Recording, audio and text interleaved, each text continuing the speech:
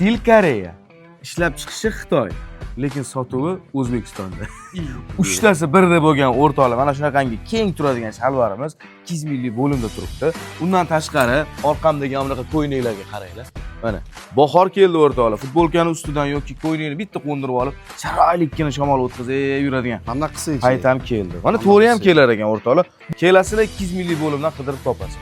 Undan tashqari, Xullas, undan tashqari 200 minglik bo'limda mana bunaqa dvoykalarimiz kelgan. Mana Zohid ustida turibdi.